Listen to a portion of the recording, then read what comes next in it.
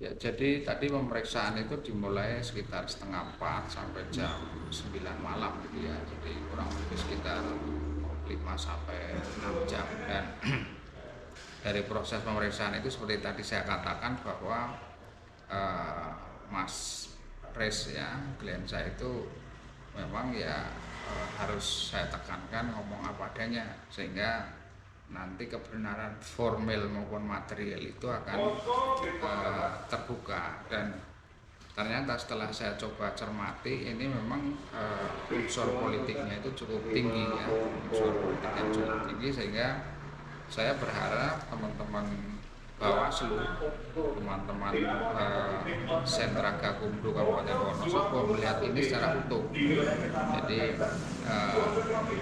tidak melihat misalnya karena ini ada pesanan dari pasangan calon tertentu terus buru-buru harus diproses mungkin soal pidana, soal etikanya, karena peristiwa ini dan proses pemeriksaan ini kan sebenarnya kemarin sepertinya dikebut itu harus selesai atau harus dilakukan sebelum pemungutan suara ya.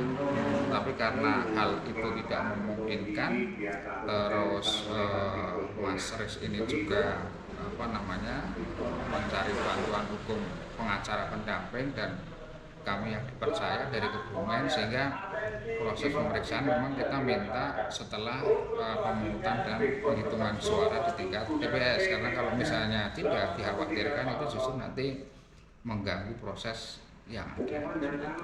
Kira-kira apa saja Pak yang ditanyakan dalam pemeriksaan tadi? Kalau yang ditanyakan tadi memang ada belasan poin ya. Salah satu hal menurut saya yang penting adalah bahwa apa yang dilakukan Mas Riz ini tidak berdiri sendiri ceritanya, itu tidak terus dia yang punya inisiasi mengumpulkan PPK terus mendatangkan orang yang membawa uang terus mempengaruhi, tidak seperti itu, tetapi ada salah satu relawan ya yang menanyakan terkait dengan pemasangan alat peraga. Tetapi karena Mas Riz posisinya tidak di kantor, dia mengatakan bahwa sedang ada pertemuan dengan teman-teman PPK. Nah, yang bersangkutan ini kan terus bagaimana kalau saya ke situ? Bagaimana kalau ini saya siapa Pak yang bilang ke situ itu ya yang ngomong itu adalah Mas yang kepala sekretariat PDIP di sana.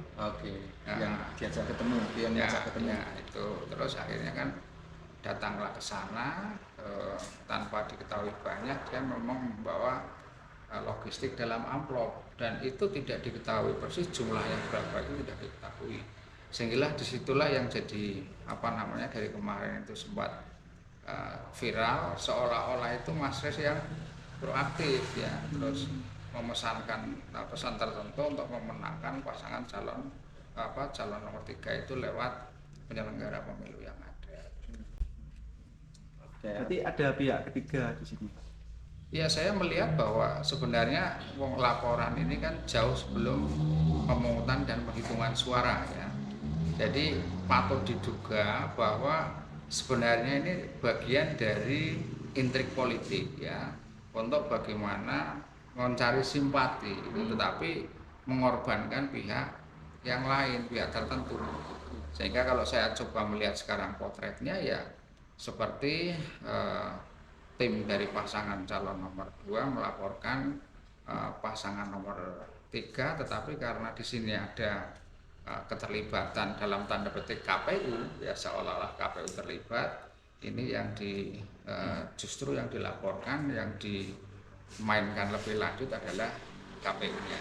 Tetapi saya belum tahu ya apakah ini nanti akan melibatkan atau terlibat institusi atau tidak. Tapi saya berharap teman-teman Sentra Gakumdu ini benar-benar untuk bagaimana melihat permasalahan ini secara objektif ya. Jangan terus misalnya dia menjadi alat pihak tertentu yang dia tidak memposisikan misalnya di antara peserta pemilu atau tim sukses atau penyelenggara itu tidak equality atau tidak rata.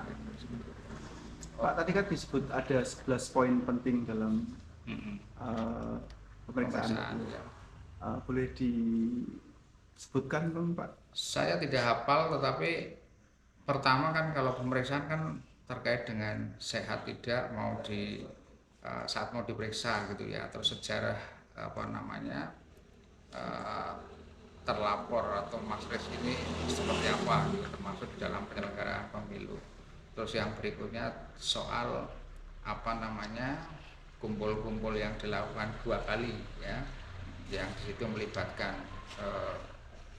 PPK ya, PPK beberapa kecamatan, jadi itu dilakukan 2 kali. Terus yang berikutnya yang pertama yang justru tadi saya katakan ada pihak luar yang sebenarnya datang ke situ pun tidak direncanakan atau tidak diskenario, tetapi kebetulan memang membawa logistik itu gitu, logistik itu. Terus pertemuan kedua yang tidak ada, terus pertemuan ketiga yang akan dilakukan tidak jadi. Isu yang berkembang ini kan dikiranya karena yang ketiga itu karena sudah bocor atau sudah apa namanya diketahui banyak pihak. Tetapi apa yang disampaikan oleh Mas Riz tadi adalah itu lebih terkait pada bahwa yang bersangkutan ini ada keterbatasan logistik ya. Jadi untuk pertemuan itu kan ternyata menggunakan uang Mas Riz. Jadi untuk apa? Untuk minum-minum sama makan makanan kecil kan menggunakan duit dia. Nah, kalau pertemuan berkali-kali ya, yaitu dia nggak mampu, bukan karena alasan-alasan